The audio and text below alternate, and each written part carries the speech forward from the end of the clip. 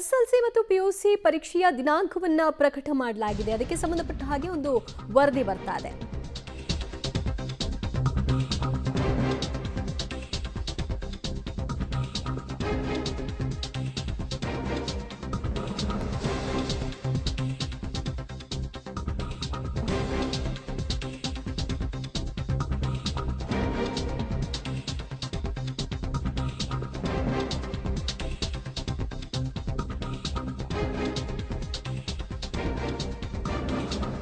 SSLC PUC ಪರೀಕ್ಷಾ ವೇಳಾಪಟ್ಟಿ ಪ್ರಕಟವಾಗಿದೆ. ಆ ಪ್ರಕಾರವಾಗಿ ಎಸ್ಎಸ್ಎಲ್ಸಿಯ ಪರೀಕ್ಷೆ ಮಾರ್ಚ್ 18ರಿಂದ ಏಪ್ರಿಲ್ 2ನೇ ತಾರೀಕಿನವರೆಗೂ ನಡೆಯುತ್ತೆ.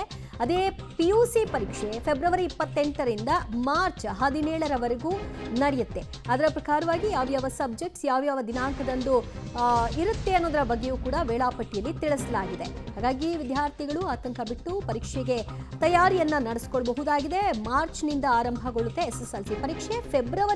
ಫೆಬ್ರವರಿ ಅಂತ್ಯದಲ್ಲಿ ಪಿಯುಸಿ ಪರೀಕ್ಷೆ ನಡೆಸಲಾಗುತ್ತೆ.